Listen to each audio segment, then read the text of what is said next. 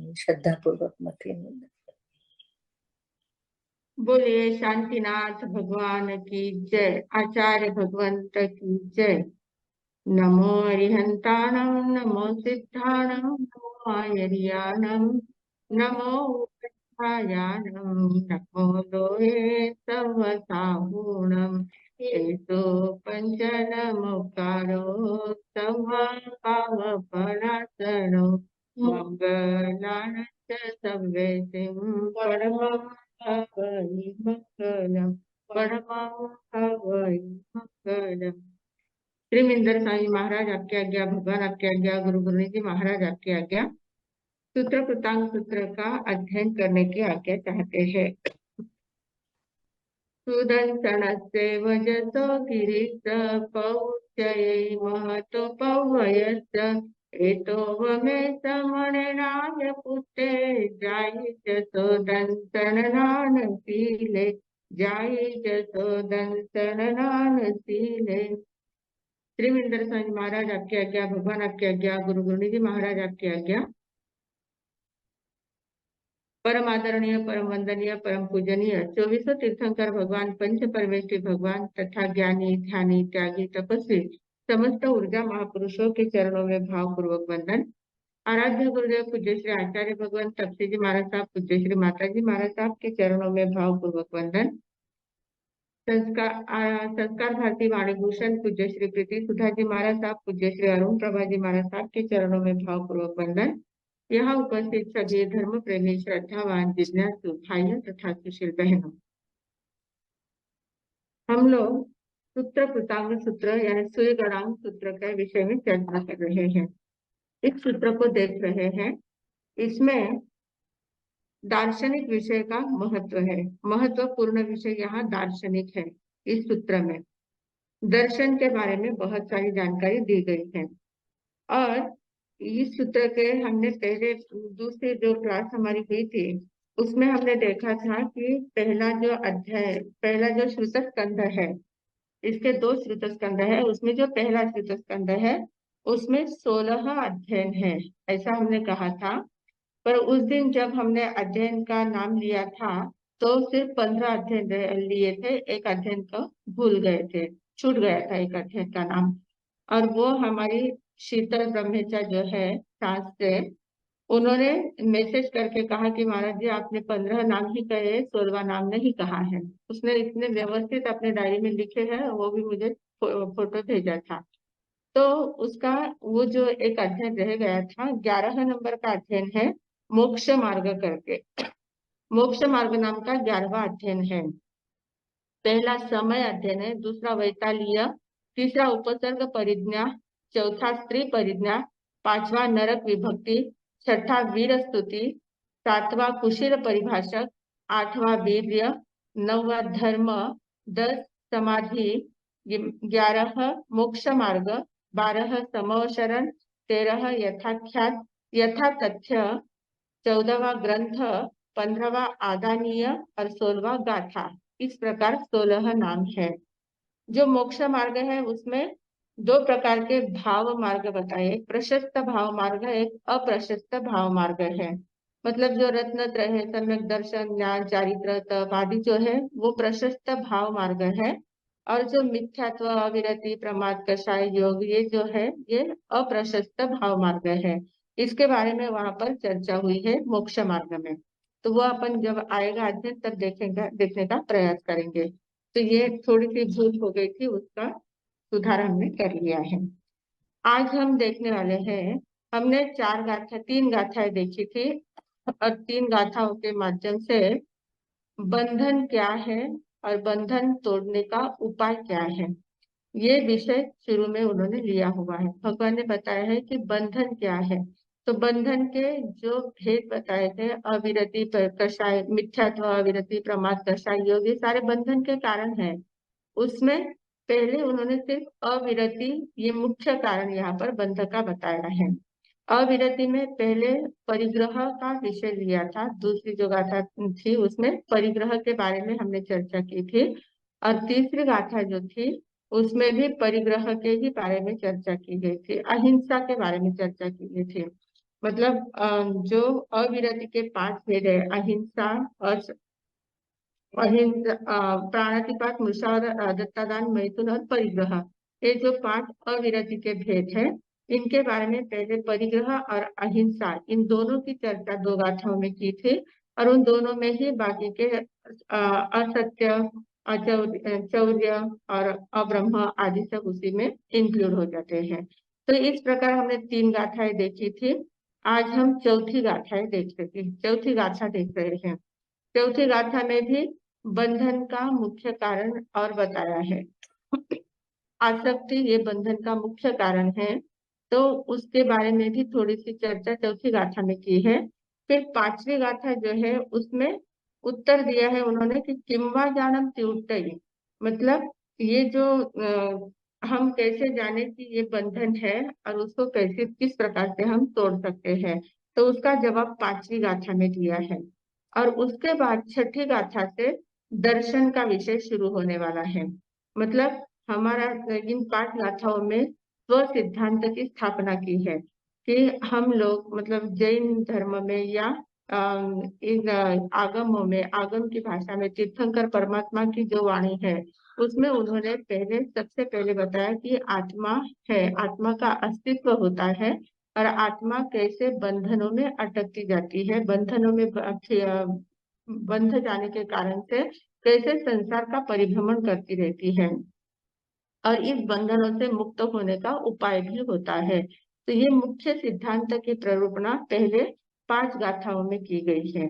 और फिर 6ठी गाथाओं से अन्य मतों में आत्मा का स्वरूप क्या होता है, बंधन किसे कहते हैं, उनकी मान्यता में बंधन क्या है, कैसे बंधन होता है और आत्मा का स्वरूप बोध कैसे होता है, वो कैसे आत्मा की मुक्त अवस्था मानते हैं या नहीं मानते हैं, आत्मा के अस्तित्व को मानते हैं या नहीं मानते हैं। इस प्रकार की चर्चा सारी आगे हमारी 6ठी गाथा से होने वाली है। तो आज हम चौथी गाथा पहले देख लेते हैं। चौथी गाथा में क्या कहा है, जनसिंकुले समुपन्ने जेहिम्वा संवसे नरे ममाई लुपई बाले अन्य अन्य ही मुच्छिए। जनसिम कुले समुपन्ने, जनसिम यानी जिस कुल में, कुले यानी कुल में, जिस कुल में, जिस खानदान में या जिस परिवार में, जिस धर्म में, जिस क्षेत्र में जनसिम कुल समुपन्न यानी उत्पन्न हुआ है, हमारा जन्म होता है, जिस कुल में हमारा जन्म होता है, जिस खानदान में हमारा जन्म होता है, जयहिम व संवसे नरेन, और जिनके साथ हम रहते हैं, जयहिम वा जिनके साथ, संवसे नरे यानी मनुष्य, नरे यानी मनुष्य, मनुष्य जिनके साथ रहते हैं, हाँ हाँ, मनुष्य जिनके साथ रहते हैं, मतलब जिस कुल में जो उत्पन्न हुआ है, और कुल में उत्पन्न होने के बाद और जिनके साथ, जिस परिवार के साथ, जिन लोगों के साथ, जिन आप्त लोगों के साथ वो रहता है, और ममाई लुप्पई वाले, उनके साथ वो ममत्व करता है, ममत्व भाव करता है, लिप्त हो जाता है, ममता से लिप्त हो जाता है। ममाई लुपई बाले, बाले यानी अज्ञानी व्यक्ति, जो अज्ञानी व्यक्ति होता है वो लुप्त हो, ममत्व में बंध जाता है। जिस कुल में वो जन्म लेता है उस कुल के साथ, उस खानदान के साथ और जिन लोगों के साथ रहता है उन लोगों के साथ ममत्व का बंधन कर लेता है, ममत्व के साथ उनके साथ आसक्ति का बंधन बांध लेता है। और अन्य अन्य ही मुच्छिए, अन्य अन्य बातों में भी, अन्य अन्य बातें यानी क्या, जीवन जीने के लिए जो जो बातें आवश्यक है, जिन जिन व्यक्तियों की जरूरत होती है, जिन जिन वस्तुओं की जरूरत होती है, जिस जिस वातावरण की जरूरत होती है, उन सभी बातों में वो आसक्त होता जाता है, मुच्छिए यानी मूर्छित होता जाता है। अन्य अन्य ही मुच्छिए, अन्य अन्य बातों में भी वह मूर्छित होता जाता है। यह एक साइकोलॉजिकल, मनोवैज्ञानिक सत्य तथ्य है कि मनुष्य जिस कुल में जन्म लेता है, जिस खानदान में जन्म लेता है, जिस धर्म की परंपरा में जन्म लेता है, जिस देश में जन्म लेता है, जिस स्थान में वो जन्म लेता है, जिस समाज में वो रहता है, जिस परंपरा में वो चलता पलता है, तो उन सभी बातों के साथ वो अपनापन जोड़ देता है। उस कुल खानदान, ये मेरा कुल है, ये मेरा घर है, ये मेरा सरनेम भी अपना होता है, तो सरनेम के साथ भी हम अपनापन इतना जोड़ लेते हैं कि अपने सरनेम को कोई कुछ बोल दे तो हम उसको सहन नहीं कर पाते हैं, इतना ज्यादा एकत्वपन उसके साथ जोड़ देते हैं। अपने माता पिता है, घर परिवार है, जो भी लोग है, सभी लोगों के साथ जिनके साथ हमारा संबंध आता है, संपर्क आता है, उनके साथ हम इतने ज्यादा आसक्त हो जाते हैं और इतना उनको अपना मान लेते हैं कि उनके बिना मेरा जीवन हो ही नहीं सकता, इस प्रकार की भावना हमारी बन जाती है। तो ये सारा जो बातें होती हैं, और जिस देश में हम जन्म लेते हैं उस देश के प्रति भी हमारा इतना मोह हो जाता है, इतना, मेरे देश के बारे में कोई कुछ ना कहे, मेरा देश ऐसा है, हमें अपना गर्व होता है कि मेरा देश महान है, मेरा भारत महान है, इस प्रकार से हम गर्व की भाषा बोलते हैं और उसके साथ इतना ज्यादा अपनापन जोड़ देते हैं। और फिर ऐसे स्थानों में अगर कुछ प्रसंग आ जाता है, कोई हमारे देश के ऊपर चढ़ाई करके आता है या हमारे धर्म के ऊपर कोई उंगली उठाता है, कुछ हमारी परंपरा को नाम रखता है, कुछ हमारे खानदान को कुछ बोलता है, तो तुरंत हम इतने ज्यादा उसके साथ झगड़ने के लिए तैयार हो जाते हैं, मरने मारने के लिए भी तैयार हो जाते हैं। तो ये जो ज्यादातर लड़ाइयाँ जो होती है, ज्यादातर जो युद्ध होते हैं, ये या तो एक धर्म के नाम पर होते हैं या देश के नाम पर होते हैं। धर्म के नाम पर बहुत ज्यादा युद्ध देखे गए हैं। तो इस प्रकार मनुष्य इतना ज्यादा उसमें इन्वॉल्व हो जाता है कि वो अपने अस्तित्व को ही भूल जाता है, उसी को सब कुछ मानने लग जाता है और उसमें इतना ज्यादा आसक्त आसक्त होता जाता है, डूबता जाता है कि वो सचित वस्तु है या अचित वस्तु है, उसमें इतना ममत्व बद्ध होकर कर्म बंध का करते जाता है, उसको ध्यान में नहीं आता कि इसके कारण से मेरे कितने कर्म बंध हो रहे हैं। उसमें इतना राग द्वेष करता है, दूसरे दूसरे धर्म के प्रति द्वेष करेगा, दूसरे लोगों के प्रति द्वेष करेगा, अपने प्रति एकदम मोह करेगा, राग करेगा। ये राग द्वेष की भावना इतनी ज्यादा हमारी अंतर अंतर में उतर जाती है कि जिसके कारण से हमारे कितने कर्म बंध हो रहे हैं और हमारी आत्मा कितने कर्मों के तले दब रही है, इस बात का ध्यान हमें रहता नहीं है। और उस कारण से क्या होता है, यहाँ पर जितनी भी सचित या अचित जितनी भी वस्तु मिलती है, सचित यानी जो व्यक्ति रूप में और अचित यानी वस्तु के रूप में जितनी भी वस्तुएं मिलती है, उसके साथ ममत्व बंध करके हम कर्म बंध में इतने अटक जाते हैं। और यहाँ जितना वातावरण है वहां पर हम इतना ज्यादा उसमें इन्वॉल्व हो जाते हैं, पर जिस समय हमारी मृत्यु हो जाती है, हम दूसरे लोक में चले जाते हैं, परलोक में चले जाते हैं, अन्यत्र हमारी आत्मा जन्म ले लेती है। तो वहां जाने के बाद ये संस्कार वहां पर भी काम करते हैं, वहां पर भी जो वातावरण मिलता है उसी में अटक जाता है, उसी में मोह करने लग जाता है, उसी में, मतलब ये मोह की परंपरा हमारी आगे चलती है, कर्म बंध की परंपरा हमारी आगे चलती है, ममत्व की परंपरा का हम उल्लंघन नहीं कर पाते हैं। जैसे जन्म मरण की परंपरा है, जन्म मरण की परंपरा के साथ ममत्व की परंपरा हमारी कंटिन्यू चालू रहती है। तो जिस कारण से हम मुक्त नहीं हो पाते हैं, बंधन में और ज्यादा अटकते जाते हैं। इस प्रकार बंधन के ये सारे कारण बताए हैं, एक तो परिग्रह, अहिंसा और ये आसक्ति, जो भी वस्तु और व्यक्ति है उसमें पूरी तरह से हम आसक्त हो जाते हैं। तो ये सारे बंधन के कारण बताए हैं। तो चौथी गाथा तक हमने देखे कि ये सारे बंधन के कारण बता दिए हैं। अब पांचवी गाथा में उसका उपाय बता रहे हैं कि ये जो बंधन है, हम इतने अटक रहे हैं, उससे बाहर निकलने का उपाय कौन सा है, कैसे हम बाहर निकल सकते हैं, किस क्या कर सकते हैं। क्योंकि पहली गाथा में ही पूछा था कि किम्वा जानम त्युक्तई, हम उसको कैसे जान सकते हैं और कैसे जानकर उसको किस प्रकार से उससे उससे मुक्त हो सकते हैं, तोड़ सकते हैं, त्युक्तई यानी उसको तोड़ सकते हैं, उन बंधनों को तोड़ कैसे सकते हैं, कैसे जानकर किससे किस प्रकार से उन बंधनों को हम तोड़ सकते हैं। तो उसके जवाब में पांचवी गाथा कही है।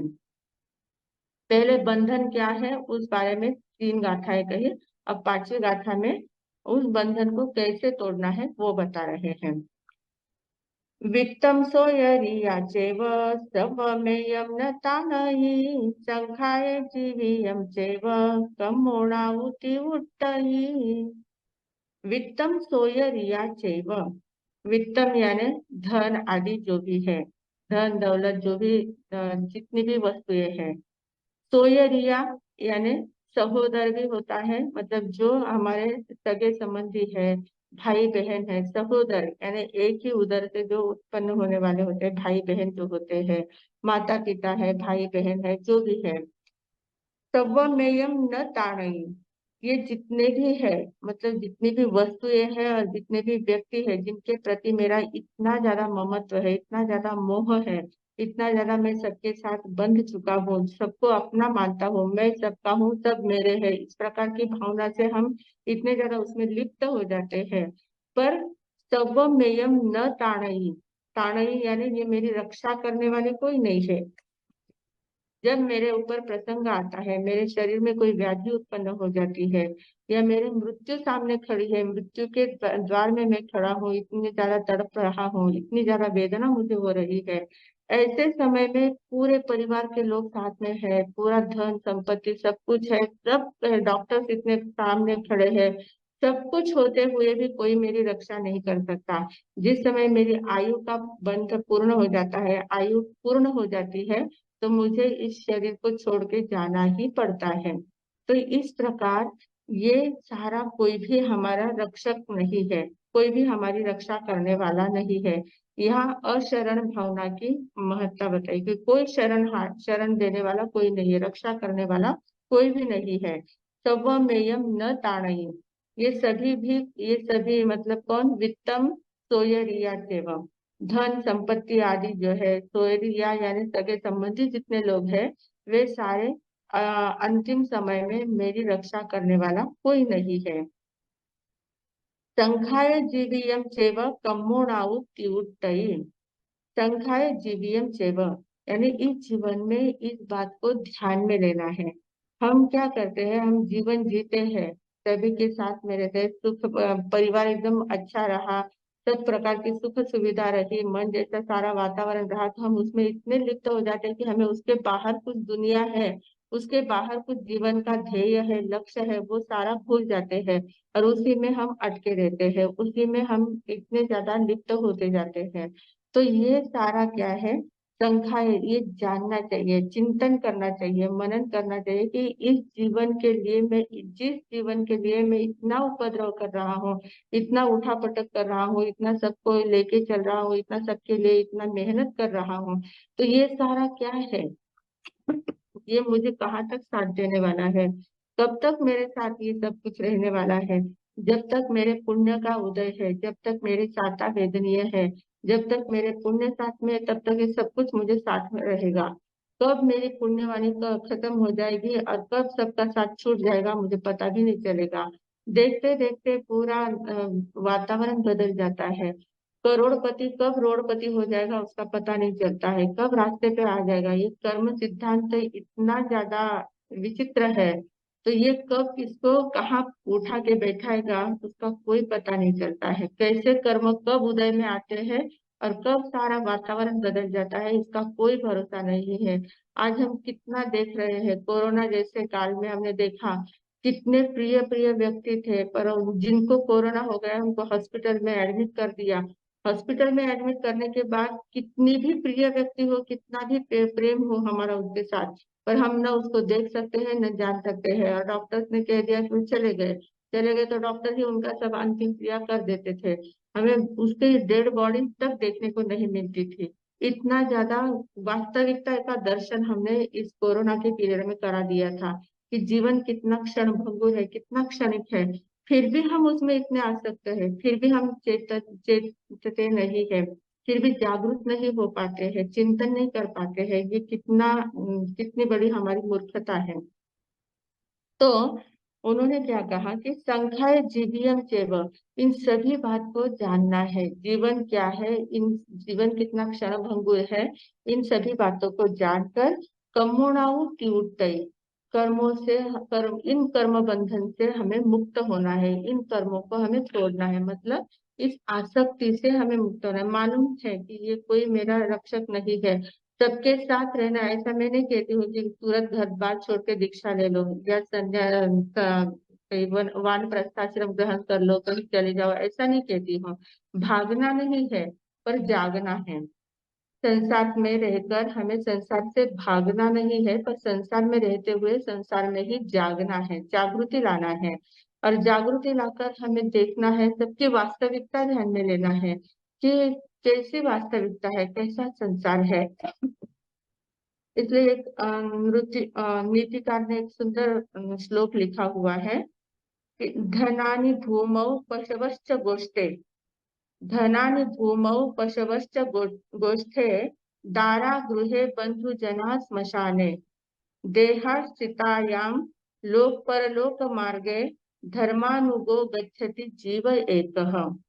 मतलब क्या कहा कि धनानि भूमौ, जितना धन संपत्ति हम कमाते हैं, तो अंतिम समय जब हमारा आता है तो उस समय वो धन वैसे के वैसे भूमि पर पड़ा रहता है, या तो खजाने में रहेगा या तिजोरी में रहेगा। भूमौ यानी भूमि पर पड़ा है, वो धन सारा का सारा ऐसा ही पड़ा रहता है, वो हमारे साथ नहीं रहता है। पशवश्च गोष्ठ है, जितने पशु पक्षी हमने इकट्ठा करके रखे हैं, सबका संग्रह करके रखा है, सबको इतना पाला है, पोसा है, इतना संभाला है, वे सारे गोठे में ही अपने रहते हैं, अपने स्थान में पड़े रहते हैं। जब हमारा मृत्यु का समय आता है तो वो हमें तारने के लिए नहीं आ सकते। दारा गृहे, दारा यानी स्त्री, जो पत्नी होती है, जब मृत्यु होती है तो पत्नी क्या साथ में आती है क्या? हमारे नहीं आ पाती है, वो घर में ही रहती है। दारा गृहे, पत्नी घर में ही रहती है, वो घर से बाहर नहीं आ सकती, अपना उम्बरठा भी नहीं वो बाहर उलांग सकती। और बंधुजना स्मशान है, जो बंधुजन है, जो सगे संबंधी है, वे कहाँ तक साथ में आते हैं? स्मशान तक साथ में आते हैं। स्मशान तक हमें ले जाते हैं, तब तक वो साथ देते हैं, उसके बाद वो भी वापस चले जाते हैं अपने स्थान पर। देहाश्चितायाम, हमारा देह है, हमारा जो शरीर है, वो भी कहाँ तक साथ देता है? हम जब तक हम चिता पर सोए नहीं, सुलाए नहीं जाते हैं, चिता पर हमारी देह को सुलाया नहीं जाता है, तब तक वो देह साथ में रहता है। चिता पर सुलाने के बाद एक बार चिता जला दी तो वो देह भी छोड़ देता है। आगे परलोक मार्गे, परलोक के मार्ग में धर्मानुगो गच्छति जीव एकः, अकेले जीव को ही आगे जाना पड़ता है, बाकी कोई साथ आता नहीं है। इस इतना जो भी हमने पसारा इकट्ठा किया हुआ है, इसमें से कुछ भी हमारे साथ आने वाला नहीं है। ये बातें हमें कितने बचपन से सुनते आ रहे हैं, एक सुई तक हमारे साथ में नहीं आती है, पर फिर भी हम उसको इकट्ठा करने में ही अपनी चेतना को लगाते हैं। तो ये कितनी हास्यास्पद बात है। तो ये सारी बातों का अभ्यास करके, इन सारी बातों का चिंतन करके मन में ध्यान में लेना है कि ये कितना नश्वर है, कितना क्षणिक है, सभी सभी संबंध जो है वे कितने क्षणिक है। हम जिनको मेरा मेरा मेरा कहते हैं, कोई मेरा नहीं होता है, सभी अपने अपने कर्मों से बंधे हुए, अपने कर्मों के अनुसार सबका चलता है। अपने अपने चिंतन धारा सबकी अलग अलग होती है, विचारधारा अलग होती है। हमें लगता है कि मेरा बेटा मेरी बात को माने, मेरी पत्नी मेरी बात को माने, मेरा परिवार मेरी ताल पर चलता रहे। कोई आपके ताल पर चलने वाला नहीं है, सब अपने अपने हिसाब से जीवन जीते हैं। और हमें लगता है कि मेरे बिना मेरा परिवार का कैसे चलेगा। सबका सब कुछ चलता है, किसी का किसी के बिना कुछ भी नहीं आता है। एक दिन का बच्चा हो, उसकी माँ भी अगर गुजर जाती है तो भी वो बच्चा बराबर बड़ा हो जाता है, संभालने वाले मिल जाते हैं, और वो अपने अपने हिसाब से बड़ा होता जाता है। तो इस प्रकार कोई भी किसी का शरण रूप नहीं होता है, और कोई भी किसी से आसक्त बंधा हुआ नहीं होता है। हम सिर्फ भावनात्मक बंधे हुए होते हैं एक दूसरे से, वास्तव में कोई किसी का बंधा हुआ नहीं होता है। तो इन बातों को ध्यान में लेकर कमुनाऊ तिवुट्टई, जो इनके निमित्त से मैं कर्म बंध कर रहा हूँ, उन कर्म बंधों से मुझे मुक्त होना चाहिए, उन कर्म बंधनों को तोड़ना चाहिए। तोड़ना चाहिए यानी जो आसक्ति के धागे मैंने बांध कर रखे हैं, आसक्ति के प्लग हर जगह पर लगा के रखे हुए हैं, उन प्लगों को डिस्कनेक्ट करना का समय आया हुआ है। उन प्लगों को हमें डिस्कनेक्ट करना चाहिए। सबके साथ रहो, पर किसी के भी होके नहीं, अपने में ही रहो, अपने में ही रहो। साथ सबका चाहिए, पर हमें अपना अस्तित्व का भान होना चाहिए। हर समय में हमें अपने अस्तित्व का भान होना चाहिए। इस प्रकार की हमारी वृत्ति होनी चाहिए, इस प्रकार से हमारा जीवन होना चाहिए। तो इन बातों को हमें ध्यान में लेना है बराबर। इस प्रकार से पांचवी गाथा में कहा है, सर्वमेयम न ताणे, कोई मेरी रक्षा करने वाला नहीं है, और कमुणव त्युटय, इस प्रकार से जानकर मुझे कर्मों को छोड़ना चाहिए, कर्मों के से बंध होना, कर्म बंध से मुक्त होना चाहिए। इस प्रकार की बातें इस पांचवें अध्याय में कही गई, पांचवें गाथा में कही गई है। तो इन पांच बात गाथाओं में स्व सिद्धांत की स्थापना की है। स्व सिद्धांत यानी क्या है? स्व समय और पर समय, इन बातों को हमने देखा था। दो बातें। समय का अर्थ क्या किया था? समय यानी दर्शन। समय के ऐसे बहुत अर्थ होते हैं, आत्मा को भी समय कहते हैं, दर्शन को भी समय कहते हैं, बहुत सारी बातें को समय कहते हैं, काल को भी समय कहते हैं, काल का एक अंश भी समय होता है। तो इस समय बहुत अर्थों में लिया जाता है, पर यहाँ दर्शन की दृष्टि से समय को लिया गया है। तो दर्शन दो होते हैं, स्व समय होता है, पर समय होता है। वह समय का अर्थ क्या होता है? जिसमें आत्मा की बातें कही गई है, अपनी काम की बातें हैं, आध्यात्मिक बातें जिसमें होती है, और आत्मा के उन्नति का मार्ग जहाँ पर दिखाया जाता है वो स्व समय कहलाता है। और संसार वृद्धि का मार्ग जहाँ पर बताया जाता है वो पर समय कहा जाता है। स्व समय और पर समय ऐसे दो प्रकार के होते हैं। तो यहाँ पांच गाथाओं में स्व समय की चर्चा की है। स्व समय का स्व सिद्धांत क्या है, स्व समय का सिद्धांत क्या है? तो स्व समय के सिद्धांत में कहा है कि आत्मा स्वयं शक्ति पुरुषादि है, स्वयं में बहुत ज्यादा आंतरिक शक्ति, बहुत अनंत शक्ति का भंडार है, पर स्वयं को भूलकर वह पुद्गल में आसक्त हो गई है, पर में आसक्त हो गई है, कर्म के बंधन में बंध चुकी है, और कर्म के बंधन के कारण से वो संसार में परिभ्रमण करती जाती है। और जब हम जागृत हो जाती है, जब वह आत्मा जागृत हो जाती है, चिंतन करती है, सभी की क्षण भंगुरता ध्यान में लेती है और उन आसक्त को कम कर देती है, तब वह मुक्त भी हो सकती है, कर्मों से मुक्त भी हो सकती है। तो ये स्व सिद्धांत की स्थापना इन पांच गाथाओं में की है। अब इसके आगे बता रहे हैं कि दुनिया में कैसे कैसे चिंतन वाले लोग होते हैं, हर एक की विचारधारा किस किस प्रकार से होती है। क्योंकि हमारा जो भारत देश है ये ऋषि प्रधान देश है। भारत का अर्थ ही क्या होता है? भा यानी भा और रत, भा प्लस रत, ऐसे उसकी संधि विच्छेद होता है। भा का अर्थ होता है प्रकाश, और रत यानी उस प्रकाश में रत होने वाले, लीन होने वाले। प्रकाश यानी बाह्य प्रकाश नहीं है, आंतरिक प्रकाश, आंतरिक वैभव जो होता है। तो उस आंतरिक प्रकाश में रममाण होने वाले लोग जहाँ पर रहते हैं, ऐसे ऋषि मुनि जहाँ पर रहते हैं, उस देश का नाम भारत कहा जाता है। तो इस भारत में अनेक प्रकार के ऋषि मुनि होके गए हैं। यहाँ पर आंतरिक प्रकाश की खोज करने के बहुत सारे प्रयोग किए गए हैं। और जिन जिन लोगों को आंतरिक प्रकाश का अनुभव आया है, आंतरिक वैभव का अनुभव आया है, आत्मशक्ति का परिचय हुआ है, उन उन लोगों ने अपने अपने विचारधारा प्रस्तुत की हुई है। तो उसमें क्या होता है, हर एक अपने अपने, हर एक की विधि अलग अलग होती है, हर एक का प्रैक्टिस का प्रयोग अलग अलग होता है, हर एक अलग अलग मार्ग से जाते हैं। हमें अगर एक स्थान पर पहुंचना है, दिल्ली पहुंचना है, तो दिल्ली जाने के लिए हम ट्रेन से भी जा सकते हैं, कार से भी जा सकते हैं, बस से भी जा सकते हैं, प्लेन से भी जा सकते हैं, कितने मार्ग है, कितने ही वाहन, पैदल भी जा सकते हैं। हर स्थान से हम जा सकते हैं, हर प्रकार के मार्ग से हम जा सकते हैं। पहुंचना, लक्ष्य पहुंचना है दिल्ली पहुंचने का। वैसे सभी का लक्ष्य होता है मोक्ष का, मोक्ष प्राप्ति करनी है, पर मोक्ष प्राप्ति करने के लिए मार्ग अलग अलग ढूंढे जाते हैं। हर एक का मार्ग अलग अलग होता है, हर एक की अपनी अपनी प्रणाली होती है, हर एक का अपना अपना एक प्रयोग होता है, चिंतन धारा होती है, उनको अनुभव के अलग अलग प्रकार के अनुभव आते हैं। तो जिन जिन को जिस जिस प्रकार के अनुभव आते हैं, वे अपने अनुभवों को व्यक्त करते हैं, जो सामने उनका एक अपना फिर एक दर्शन चरण, मतलब उनका एक अपना ग्रुप हो जाता है, उनको मानने वाले लोग आ जाते हैं। मतलब जिसको जो अनुभूति हुई है वो अपने अनुभूति को लोगों को बताते हैं, लोग उनको एक्सेप्ट करते हैं और उनका अनुगमन करने का प्रयास करते हैं, तो उनकी एक धारा चल पड़ती है। ऐसे अनेक प्रकार की धाराएं हमारे भारत में चलती है। तो इन धाराओं में अब हर एक का चिंतन अलग होता है। तो कोई किस प्रकार से चिंतन करता है, कोई किस प्रकार से चिंतन करता है।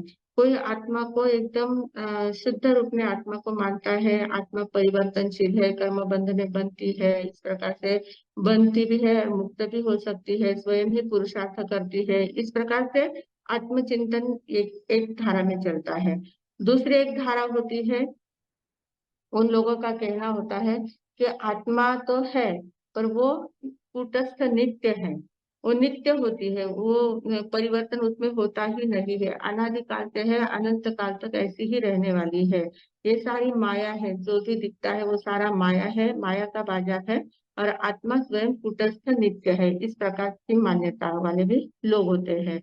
कोई कोई मानते हैं कि आत्मा सतत परिवर्तनशील है, मतलब आत्मा जैसे नाम की कोई चीज है ही नहीं, सिर्फ परिवर्तन उसमें होता रहता है, क्षणिक है, क्षण भंगुर है, क्षणिकम सर्वम क्षणिकम करके आत्मा भी परिवर्तनशील है, और वो भी क्षणिक रूप में होती है। ऐसे कुटस्थ नित्य वगैरह कुछ नहीं होती है, अनित्य होती है, इस प्रकार की मान्यता होती है। किसी का कहना होता है कि आत्मा नाम की कोई एक एक ही आत्मा है, ब्रह्म नाम की एक आत्मा है, और उस ब्रह्म का ही सभी में प्रतिबिंब होता है।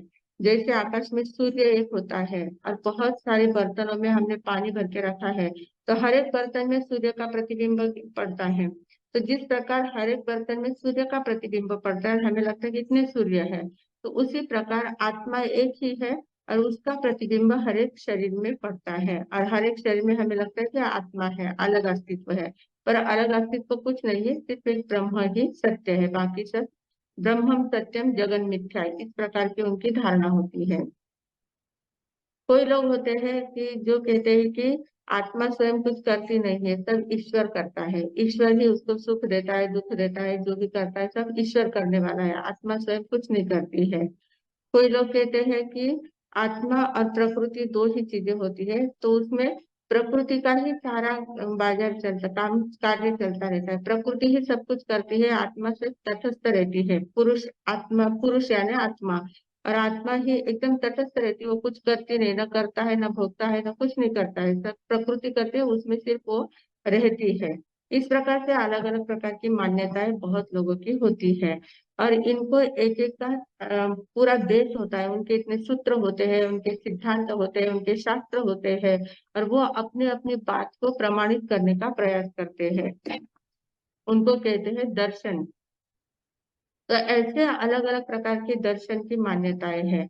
तो उन मान्यताओं में हमें देखना है कि उनमें सत्यता कितनी है, क्योंकि भगवान ने हमें अनेकांत की दृष्टि दी है, अनेकांतवाद बताया है, और यहाँ अनेकांतवाद जो होता है, उस अनेकांत की दृष्टि से हम देखते हैं कि ये जो इतने दर्शन वाले लोग होते हैं, कुछ लोग होते हैं वो तो आत्मा को मानते ही नहीं है, आत्मा परलोक पुनर्जन्म पूर्व जन्म कुछ भी नहीं होता है, ये सब भ्रमपक बातें हैं, कुछ भी नहीं है, जितना दिखता है उतना ही सब कुछ है, पंच महाभूत ही सत्य, पंच महाभूतों का मिलन होने से हमारा शरीर होता है, और जब उसमें से एकाध महाभूत कुछ कम ज्यादा हो जाता है तो विलीन हो जाता है।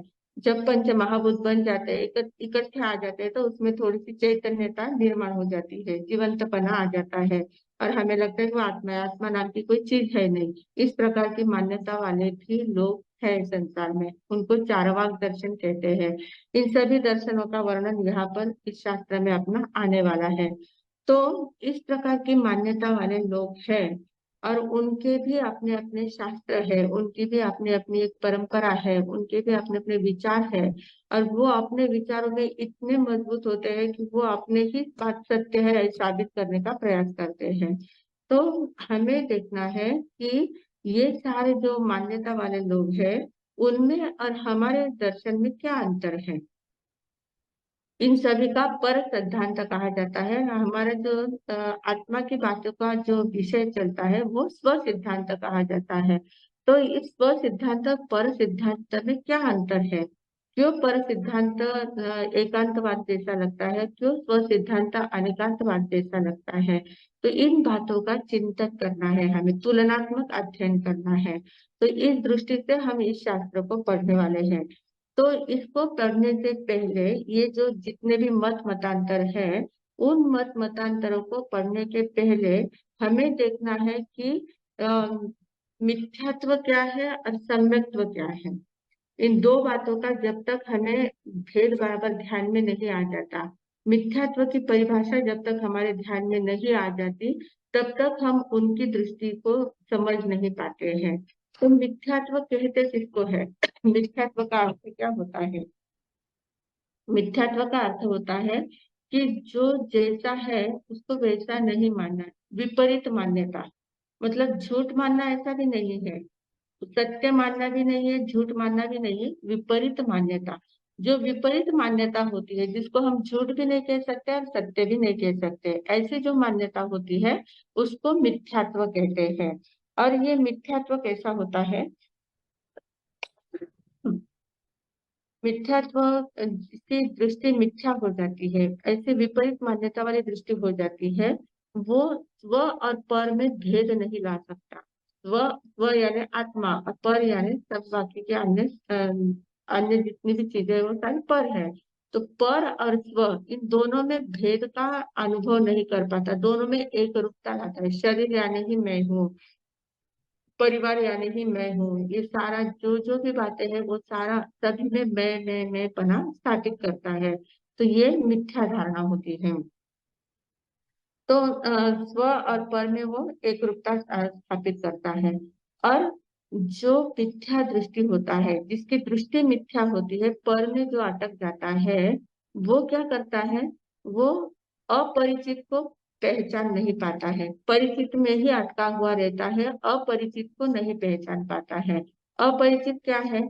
जब तक हमें आत्मा का अनुभव नहीं आता है, तब तक आत्मा हमसे अपरिचित है। अभी हमें आत्मा का अनुभव नहीं आया है, तो आत्मा हमारे लिए कैसी है? अपरिचित है। हम सिर्फ थियोरी के दृष्टि से जानते हैं, मतलब प्रैक्टिकली उसका अनुभव हमने नहीं किया है।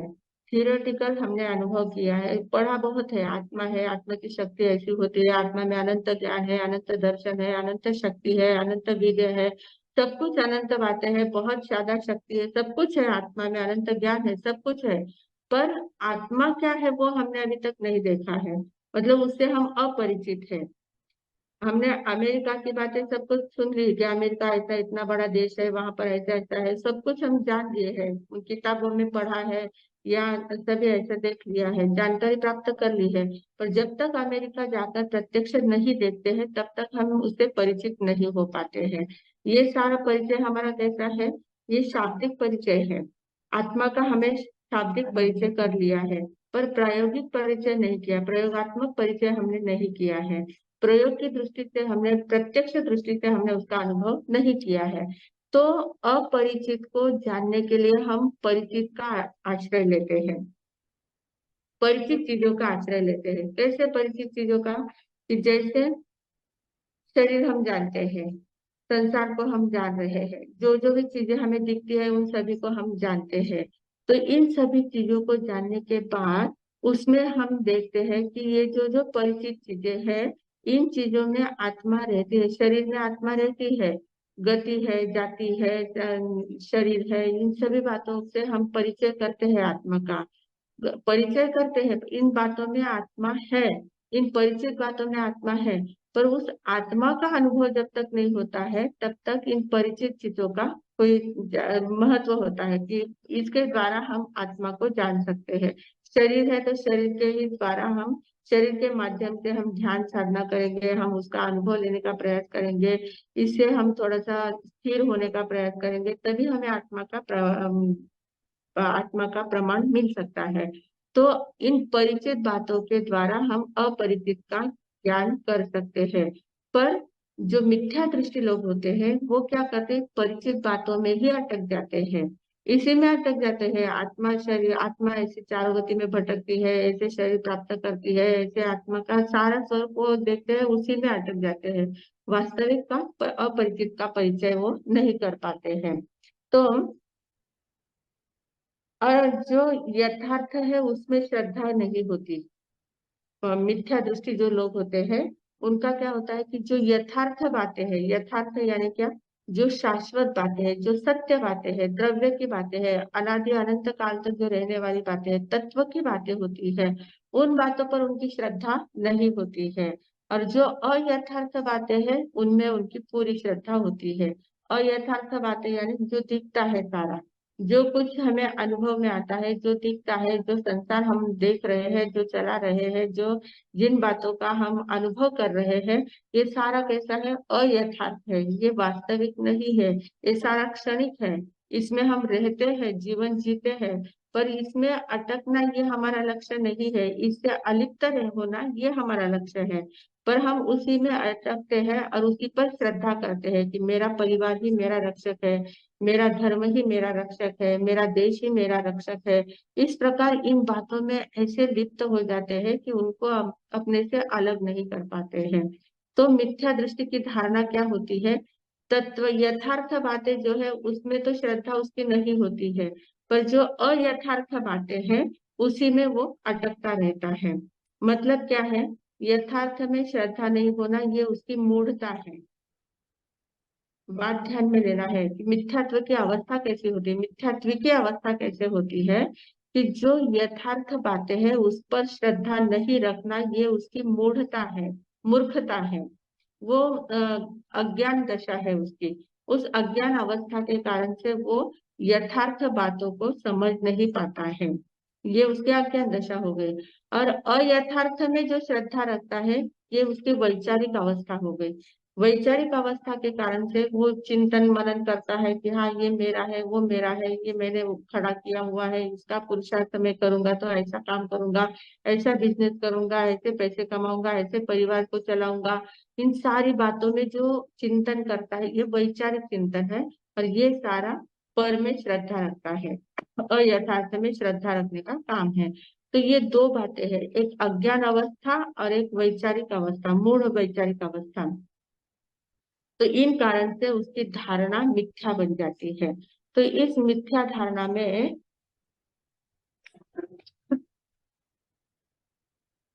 अटकने के कारण से वो सत्य का परिचय नहीं कर पाता है। इन मिथ्या धारणाओं को धारणाओं में अटकने के कारण से सत्य का परिचय नहीं हो पाता है। और सत्य का जब तक परिचय नहीं हो पाता है तब तक वो अपने आप को इन बातों से मुक्त नहीं कर सकता है। कम्मुणाऊ कर्मों से मुक्त होने का उपाय उसको मिल नहीं पाता है। तो ये मिथ्या अवस्था कैसी है, कैसे मनुष्य को भ्रमित करती है? मिथ्या अवस्था मनुष्य को भ्रमित करती है। बाहर का अट्रैक्शन इतना ज्यादा होता है कि हम उसमें आकर्षित होते जाते हैं, उसमें अटकते जाते हैं, और उसके कारण से स्वयं को भूल जाते हैं। तो ये भ्रमित अवस्था जो है, इस अवस्था को पहले हमें समझना है कि मेरी भ्रमित अवस्था कैसे है, मैं कहाँ कहाँ अटक रहा हूँ, कहाँ कहाँ मैं इन्वॉल्व हो रहा हूँ, कहाँ कहाँ मैंने प्लग जोड़ के रखे हैं, आसक्ति के प्लग कहाँ कहाँ पर जोड़ के रखे हैं। ये सारा चिंतन करके हमें अपने आप को ही देखना है कि मेरे अंदर में कितनी मिथ्या धारणाएं हैं। मिथ्या धारणाओं को मुझे समझना चाहिए। और मिथ्यात्व के बहुत सारे प्रकार हमारे शास्त्रों में आते हैं। थाना सूत्र में बताया है कि 10 प्रकार के मिथ्यात्व होते हैं। हम जो प्रतिक्रमण में बोलते हैं ना, साधु को साधु कहे तो मिथ्यात्व, असाधु को साधु कहे तो मिथ्यात्व, आदि 10 प्रकार है। स्थानक सूत्र में ये 10 प्रकार बताए हैं। फिर ऐसे 25 प्रकार के मिथ्यात्व होते हैं, और ऐसे मुख्य 5 प्रकार के मिथ्यात्व होते हैं। तो इस प्रकार के मिथ्यात्व के ऊपर हमने कर्म प्रकृति का जब हम पढ़ रहे थे 33वां अध्ययन, तो उस समय 25 मिथ्यात्व के ऊपर बहुत डिटेल में चर्चा हमने की थी, अगर आप लोगों को याद होगी तो। इस बार हमारी शकुताई ने एक नया उपक्रम शुरू करने का सोचा है कि हम लोग इतनी पढ़ाई करते हैं, और पढ़ाई करने के बाद वापस दूसरे तीसरे दिन, थोड़े दिनों के बाद पूछते हैं तो सब बातें भूल जाते हैं। तो इसलिए उसने सोचा है कि हम रोज क्लास होने के बाद 3 या 4 प्रश्न वो पूछेगी, उस प्रश्नों का चिंतन मनन आपको करना है, और दूसरे दिन उसका जवाब देना है। अब किस प्रकार से जवाब देना है वो अपन सोचेंगे, कैसे जवाब देना है आपको, या तो बोल के जवाब देना है या लिख के भेजना है, ऐसा कुछ तो भी हम करेंगे। तो रोज के वो सवाल आपको पूछेगी कि जितना भी आपने पढ़ा है, तो पढ़ने के बाद उसमें आपने कितना चिंतन किया है, कितना ग्रहण किया है, कितना ध्यान देकर पढ़ा है, या सिर्फ चालू है, या बोलने का काम चालू है और आपका दूसरा काम घर में जो कि घर बैठे सब सुन रहे हैं, और मुझे तो कोई दिखता ही नहीं है। मैं तो अपने सिर्फ अपने मैं मुझे देख रही हूँ और मैं मेरे साथ ही बात कर रही हूँ। तो कौन कौन क्या कर रहा है वो दिखता नहीं है। तो घर में बैठे बैठे हमारा ध्यान घर के कामों में भी लग जाता है। कोई रसोई करते करते सुन रहे हैं, कोई परोसते हुए सुन रहे हैं, कोई घर में ऐसे कुछ काम लेके बैठे काम करते करते सुन रहे हैं। बहुत सारी बातें, बहुत घर में बैठे तो कुछ भी कर सकते हैं ना। तो कितना ध्यान में आपका आता है और कितना आप उसको ध्यान से सुनते हैं, कितना अभ्यास की दृष्टि से सुन रहे हैं, ये देखने के लिए वो रोज के 4-5 प्रश्न पूछेंगे। और पूछने के बाद वो आपको उसके जवाब, सही जवाब लाने हैं, या तो इस ग्रुप में ही जवाब डाल देने हैं कि ऐसे ऐसे मैंने सोचा है, ऐसे ऐसे उसके जवाब हो सकते हैं। तो इस प्रकार से वो प्रश्नोत्तर का कार्यक्रम चलने वाला है। तो आज हमने देखा है कि बंधन का स्वरूप और एक प्रकार का कैसा है कि जिस कुल में हम जन्म लेते हैं, जिस लोगों के साथ हम रहते हैं, वहाँ हम कैसे अटकते जाते हैं, और जो सभी चीजें जो व्यक्ति और वस्तुओं में कैसे अटकते जाते हैं। और फिर ये सारी वस्तु और व्यक्ति हमें कोई भी शरण रूप नहीं है, प्राण रूप नहीं है, रक्षा करने वाला हमारा कोई नहीं है। हमें अपनी ही स्वयं की रक्षा करनी है, आत्मरक्षा ही हमें करनी है। तो इसलिए इन सभी बातों को क्षणिक समझना है, पर समझना है, अलग समझना है। और उन अलग बातों को समझकर उनसे जो आसक्ति के प्लग हमने जोड़े हैं, उनको तोड़ने का प्रयास करना है। तब हम कमुनाऊ झूठे कर्मों से मुक्त हो सकते हैं। इन 2 गाथाओं में इन बातों को देखा है। अब आगे छठी गाथा में अन्य मत का थोड़ा सा विषय अपना चलने वाला है। तो उसकी भूमिका में हमने देखा कि पहले मिथ्यात्व क्या है, ये बात ध्यान में लेना है कि जो विपरीत मान्यता है उसको हम मिथ्यात्व कहते हैं। जो जैसा है उसको वैसा नहीं मानते हैं, उसको विपरीत अवस्था में मानते, विपरीतता से, विपरीत दृष्टि से उसकी मानते हैं। तो इन बातों को मिथ्यात्व का व्यवस्थित रूप हम ध्यान में ले लेंगे, ताकि हमें उन सारे दर्शनों का अभ्यास करते समय उनकी बातें क्या है, वो किस दृष्टि से बोल रहे हैं, इन बातों को हम ध्यान में ले सकते हैं, वो बातें हमारे ध्यान में आ सकती है। तो इस प्रकार से आज का ये विषय हमने यहाँ तक देखा है। आगे कल अवसर आने पर हम छठी गाथा के आगे चलने का प्रयास करेंगे। अब पर सिद्धांत की बात आएगी। इतने 5 गाथाओं तक स्व सिद्धांत की बात चल रही थी। इतना ही बोलकर अब मैं विराम लेती हूँ। ओम शांति। जम वैधम वच्चामिदेम हिणक्षरम अचक्षरम पयहीनम विनयहीनम जोगहीनम घोषहीनम सुट्ठुदिन्नम दुट्ठु परिचयम अकाले कहो सच्छाओ काले न कहो सच्छाओ असच्छाए सच्छाइयम सच्छाए न सच्छाइयम भणता गुणता विचारता ज्ञान और ज्ञानवंत की आशा तना की हो तो तत्समिच्छामि दुक्कडम।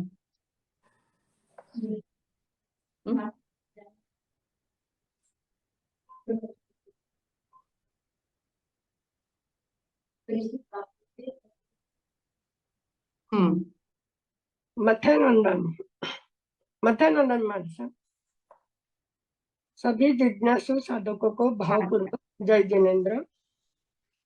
आज हमने देखा है सूत्र कृतांग की 5 गाथाओं में स्व सिद्धांत के बारे में सारी बातें हमारे सबने बताई। अभी जो जो बातें बताई उन सारी बातों से हम परिचित है, सब जानते हैं, लेकिन फिर भी उसमें अटकते हैं, क्योंकि यह अनादि अनंत काल से मनुष्य का स्वभाव ही बना रहा है कि जिस कुल में, जिस क्षेत्र में, जिस देश में, जिस परिवार में, जहाँ पर भी हम जन्मते हैं, वहां पर इतना एक रूप हो जाता है कि उनको ही हम अपना मान लेते हैं।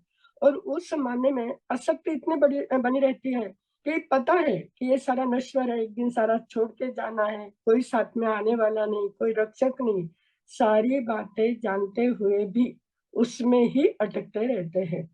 अभी भगवान से प्रश्न पूछा गया है ना कि आत्मा किस बंधन में किस तरह से बनती है।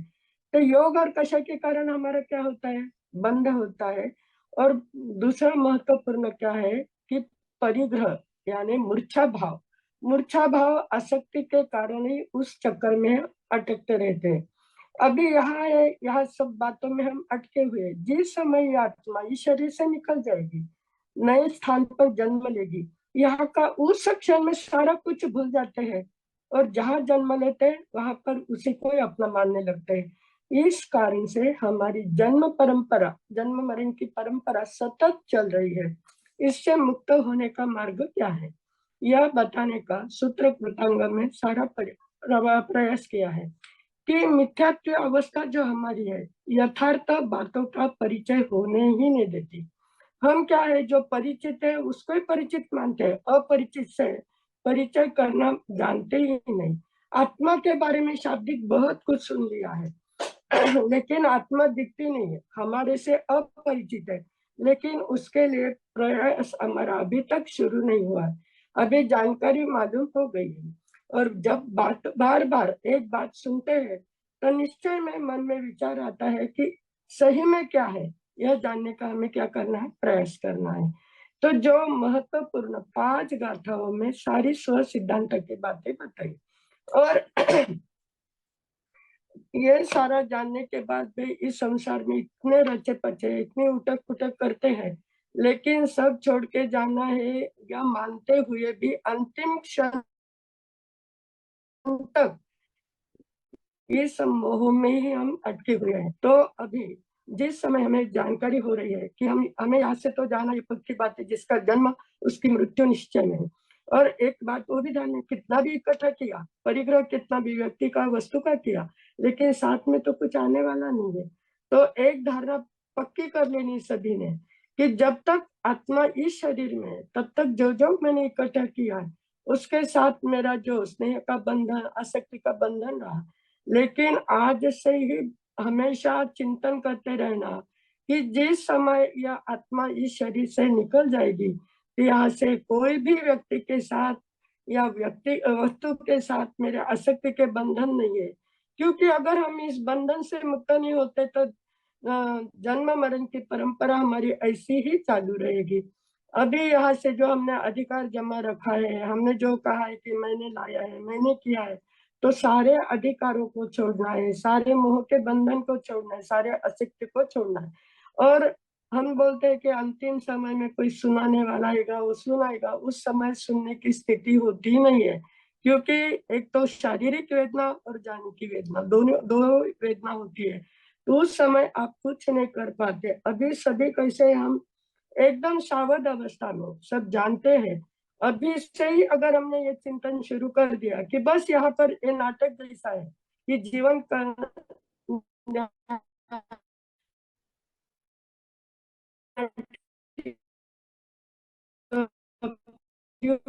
कि पता ही नहीं चलेगा, तो जो जो हमने वो को भोग लेंगे, लेकिन जिस समय आत्मा इस शरीर से निकल जाएगी, इन सारे बंधनों से मुक्त होकर आसक्ति को दूर कर कर हमें यहाँ से यात्रा, अगली यात्रा शुरू करनी है। अभी ये प्रश्न का क्यों मैंने किया, हमारे साथ जब भी पढ़ाते हैं तो उनको तो सारी बातें याद है, उन्होंने क्या क्या पढ़ाया है कि हमने देखा, नंदी सूत्र देखा है, संयुक्त पराक्रम का देखा है, वेश्या देखी है, श्रावक के 12 व्रतों के बारे में देखा, और महत्वपूर्ण जैसे नंदी सूत्र वैसे तत्वार्थ सूत्र को भी हमने पढ़ा है। अभी बहुत सारी बातें पढ़ ली, उस समय बहुत सारी बातें ध्यान में भी आ गई, लेकिन मनुष्य स्वभाव जब तक पुनरावर्तन यानी परिवर्तन नहीं करते, बार बार नहीं पढ़ते हैं। अभी इतना पढ़ने के लिए शायद टाइम है क्या नहीं मालूम नहीं, पढ़ा है क्या ये भी मालूम नहीं, तो बहुत सारी बातें विस्मरण में चली जाती है। और जब हमारे से पूछते हैं कि ये उस समय पढ़ा था, सभी को ध्यान होगा, ध्यान क्यों नहीं, क्यों सारी बातें हम ध्यान में नहीं रख सकते, लेकिन प्रश्न छोटे छोटे दो चार प्रश्न एक एक क्लास के बारे में अगर हमने ध्यान में रखे तो काफी बातें हमारी क्या हो जाएगी, स्मृति में रहेगी, और उस पर चलेगा। क्योंकि एक बहुत देर से ये आया मन में, क्यों तो मन में आया कि हमारे साथ जब पूछते तब लगता है अरे उस समय अगर थोड़े प्रश्नोत्तर करते तो सभी के ध्यान में रह सकता था। तो अभी जो हमारे 3-4 क्लास हुए, तो पहला जो क्लास हुआ उस पर ज्यादा प्रश्न नहीं, लेकिन थोड़ी बातें भी ध्यान में रख ली, तो हमारा सीखने का क्या हो जाएगा, जिस उद्देश्य से हम यह पढ़ाई कर रहे हैं, जिस उद्देश्य से हम सुन रहे हैं, जिस उद्देश्य से हमारा चिंतन होना चाहिए, तो इस कारण से शायद होगा। अभी हमने उस दिन पहले जो भूमिका की थी हमारे सामने, बहुत सुंदर की थी। तो भारतीय संस्कृति में कौन सी 2 धारा प्रचलित है, प्रश्न पहला ये रखा है, अर्चना बाद में आपको इसमें डाल देगी। आज आपने प्रश्न तो सुन लेना, और जो लिख सकते हैं उन्होंने लिखना है, और जो उसके जवाब लिख सकते हैं लिखकर इस पर डाल दिया तो भी चलेगा। भारतीय संस्कृति में कौन सी दो धारा प्रचलित है? दूसरा प्रश्न है, वैदिक परंपरा में सर्वाधिक प्रमाणभूत शास्त्रों को किस रूप में माना गया है? उसे क्या कहते हैं और उसमें विशेष रूप से कौन सी विषय वस्तु है? अभी सर्वाधिक प्रमाणभूत शास्त्रों को किस रूप में माना गया है, इसका उत्तर वेद है, तो आपको पता है। तो वेद में उसे क्या कहते हैं? उसको वेद कहते हैं। और उसमें क्या विशेष रूप से कौन सी विषय वस्तु है, यह आपने सुना हुआ है। और ये सारे जो अपने क्लास होते हैं वापस क्या आते हैं यूट्यूब पर भी आ रहे हैं कि अगर एक प्रश्न का उत्तर आपको नहीं मिला तो आप उससे सुन के भी लिख सकते हो। फिर तीसरा था कि वैदिक परंपरा की वर्ण व्यवस्था कैसी है और उसमें किसको श्रेष्ठ माना गया है और क्यों? ये बात सभी के तुरंत ध्यान में आ गई होगी, लेकिन एक छोटी छोटी बातें 4-5 प्रश्न आप लिख के रखोगे तो पहली भूमिका क्या थी आपके ध्यान में आएगी। जैन परंपरा में किसे महत्वपूर्ण माना गया है और इसके 3 मुख्य स्वर कौन से हैं? बहुत सारे लोग बहुत ध्यान देकर सुनते हैं, लिखते हैं। तो जिनने जो जो ये प्रश्न सुन रहे हैं उन्होंने इस प्रश्न के उत्तर लिख के भी देना है। इसमें डाल दिया तो सभी को पता चलेगा। अर्चना आपको सबको पढ़कर बता देगी। और आगम जैन परंपरा में किसे महत्वपूर्ण माना गया है और इसके 3 मुख्य स्वर कौन से हैं? और एक प्रश्न देखो, कैवल्य प्राप्ति के बाद भगवान महावीर का पहला संवत्सरण हुआ, उसमें भगवान की देशना खाली गई, ऐसा क्यों कहा है? एक प्रश्न है। और दूसरा है, आगमों के मुख्य 4 प्रकार कौन से और उसकी परिभाषा लिखिए। पहले जो भूमिका हुई थी उस पर 5-6 प्रश्न दिए हैं।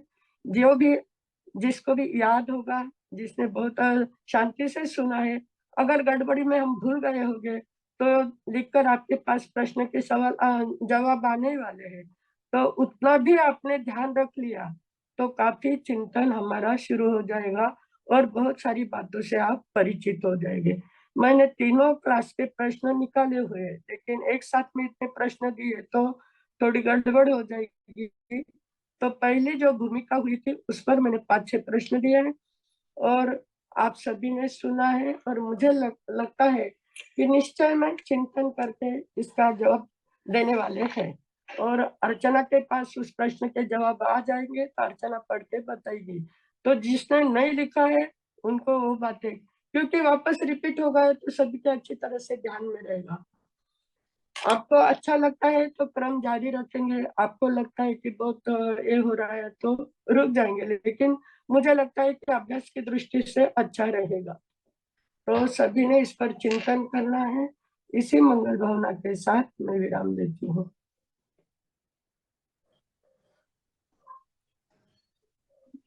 धन्यवाद मासी जी।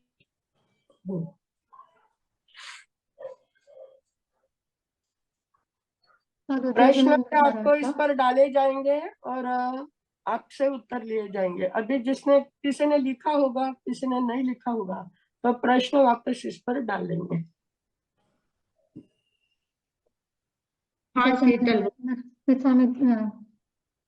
महाराज साहब, जो भी हम लोग कहते हैं कि आसक्ति की भावना नहीं होनी चाहिए, पर जो वस्तु है या व्यक्ति है उसके रख रखाव के लिए हम लोग कुछ काम करते हैं, यानी अब पेड़ है तो उसका रख रखाव करते हैं, बुक्स है तो वो अच्छे से रखते हैं, या आदि भी कोई वस्तु है तो उसमें भी कर्म बंद होते हैं। उसमें क्या होता है, हम जो भी वस्तुओं का रख रखाव होता है, व्यवस्थित पना जो होता है, वो विवेक की बात होती है। उसमें विवेक रखना है, किसी का भी अनादर करना ये बात नहीं है। आसक्त नहीं होना है। अगर इतना व्यवस्थित रखने के बाद उस वस्तु का कुछ नुकसान हो जाता है तो हमारे मन में बहुत ज्यादा वेदना होती है। बहुत लोग इतने ज्यादा उसको उसी को याद करते रहते हैं, उसमें इतने ज्यादा दुखी हो जाते हैं। ये बात नहीं होना है कि उस समय सोचना है कि उसका स्वभाव है टूटना फूटना गलना सड़ना पड़ना, ये सारा उसका स्वभाव है। हो गई तो ठीक है, पर जब तक है तब तक मैं उसको व्यवस्थित रखूंगी। व्यवस्थित रखना है पर उसमें आसक्त नहीं होना है। जो हमारा आसक्ति का भाव होता है ना, अंतर की भाव दशा है ना, उसमें परिवर्तन लाना है। व्यवहार सब वैसा ही करना है, जैसे सबके साथ रहते हैं वैसा ही व्यवहार करना है। व्यवहार में अंतर नहीं लाना है, सिर्फ अंतर के भाव दशा में अंतर लाना है। दो अच्छा बहनें मतलब हैं। पर मतलब मोस्टली ऐसे होता है, कभी कभी जो प्लांट्स है वो अच्छे से नहीं रहते हैं, कुछ मतलब टूट जाते हैं, फूट जाते हैं, तो दुख होता है। तो हाँ, वो तो जब दुख नहीं होना, दुखी नहीं होना है, वो उसका स्वभाव है, टूटना फूटना उसका स्वभाव है, तो हो गया। तो उसके पीछे हम अपनी शक्ति को नहीं लगाएंगे, ऊर्जा को नहीं लगाएंगे, दुखी नहीं होंगे। तो उसके कारण से जब आर्त ध्यान करते हैं, दुखी होते मतलब आर्त ध्यान करते हैं, तो उससे कर्म बंधन ज्यादा होता है। तो वो नहीं करना है, समझ लेना है बात को और छोड़ देना है। ओके, अच्छा, थैंक यू के सो बारे में मच। भी और वस्तु के बारे में भी रहना सबके, बिल्कुल। पर मुझे अलग रहना है, मैं अलग हूँ, ये सारा अलग है। अंतर से समझना है, सिर्फ बाहर बोलना नहीं है कुछ। घर में सबको नहीं कहना तुम अलग हो मैं अलग हूँ, तुम अलग हो मैं अलग, घर में है। सिर्फ अपने अंतर की भावना रखना है हमें। ओके, मतलब सबके साथ रहकर अलग अपने आप को समझना है, दैट्स ऑल, बाकी कुछ हाँ नहीं है। समभाव में ही रहना है मोस्ट ऑफ द टाइम। हाँ। Okay, thank you so much सुखसाता। रंगात रंगुनी साऱ्या रंग माझा वेगळा, वेगळा। यस। त्यात गुंतुनी साऱ्या पाय माझा मोकळा, ऐसी अवस्था होनी चाहिए। बिल्कुल, थैंक यू। हाँ जी। हाँ जी। आगे पचकान लेना है। पचकन। हाँ। ओम शांति शांति शांति। उगय सूर्य नवकारशी पोरशी देर पोरशी दो पोरशी आपापल्या धारणाप्रमाणे उपयुक्त पचकान असनम पानम खायमम तायमम अनर्थना भोजनम सहसा गारणम सव समाही वत्या गारणम होसिरे होसिरे होसिरे। कल का एकासना है किसी का? शायद अक्षर नहीं है किसी की, तो ठीक है, मंगल पाठ लेते हैं। ओम शांति शांति शांति। गुरुदेव की आज्ञा से चित्ताई मंगलम अरिहंता मंगलम सिद्धा मंगलम साहु मंगलम केवली पंडित धम्मो मंगलम। चित्ताई लघुत्तमा अरिहंता लघुत्तमा सिद्धा लघुत्तमा साहु लघुत्तमा केवली पंडित धम्मो लघुत्तमो। चित्ताई शरणम पवज्जामि अरिहंते शरणम पवज्जामि सिद्धे शरणम पवज्जामि साहु शरणम पवज्जामि केवली पंडितम धम्मम शरणम पवज्जामि। चार मंगल चार उत्तम चार शरणा दुख हरणा सुख करना और शरणा कोई जो भवित प्राणी आदरे तो अक्षय अमर पद हुए। बोले भगवान महावीर स्वामी की जय, आचार्य भगवंत की जय, पूज्य श्री माता जी महाराज साहब की जय, सब साधु संतन की जय, संस्कार भारती वाणी भूषण पूज्य श्री प्रीति सुधा जी महाराज साहब की जय, आज के आनंद की जय। सूत्र प्रदान सूत्र का अध्ययन कराने वाले परम पूज्य संयम प्रीति जी महाराज साहब जी की जय। Vardhaman education and research institute में BA MA Prakrit and Jain study के एडमिशन चालू है और आप सभी से विनती है कि आप जल्द से जल्द एडमिशन प्रोसेस करें, क्योंकि लास्ट के सिर्फ 15 डेज बचे हैं। उसके बाद अगर आपकी इच्छा हुई तो भी हम एडमिशन नहीं दे पाएंगे। इसके लिए जल्द से जल्द महेश सर के साथ कांटेक्ट करके आप एडमिशन प्रोसेस जान के जल्द से जल्द एडमिशन लीजिए। 3 साल का बीए है और 2 साल का एमए है। पूरा ऑनलाइन सिखाया जाएगा और सिर्फ एग्जाम के लिए आपको पुणे आना है। तो ऑल ओवर इंडिया से बहुत सारे स्टूडेंट हमारे यहाँ सीख रहे हैं। आप भी जरूर एनरोल कीजिए और जल्द से जल्द सीखिए। अब हम मिलेंगे कल रात बराबर 8:30 बजे। हमारे साथ और किसी को एकस्ने का पत्थर एकस्ने का क्वेश्चंस हम व्हाट्सएप पे डालेंगे आपको और कल हम उसके आंसर्स भी डालेंगे। आज के क्वेश्चंस मेरे पास आते ही मैं तुरंत ग्रुप पे डाल दूंगी। तो सभी को बहुत बहुत धन्यवाद। जो नए लोग जुड़े हैं उनको भी बहुत बहुत धन्यवाद।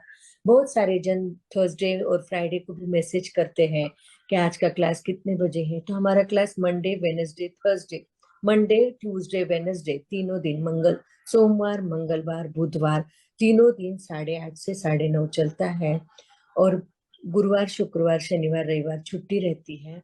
तो आप सभी से विनती है कि आप सोमवार मंगलवार बुधवार ज्यादा से ज्यादा लोग जुड़िए, ज्यादा से ज्यादा लोगों तक यह मैसेज फॉरवर्ड कीजिए कि रात के सूत्र कृतांत सूत्र के क्लासेस बहुत अच्छे से चल रहे हैं, उनको भी सीखने का मौका दीजिए। बहुत बहुत धन्यवाद महाराज साहब जी का और शकुते का बहुत बहुत धन्यवाद। आभार आभार। एकासने का किसी का पचका नहीं मरसा। अच्छा, एकात्मा ओम शांती शांती शांती उभयसुर एकात्मारा एकटा कुपान दिवसना तिन्या रत्नाच्या विहारा पचकान अनर्थना भोगिनम सहस्त्रागरणम सब ओसिरे ओसिरे ओसिरे। एकात्मा करने वालों को धन्यवाद। सभी को शुभ रात्रि।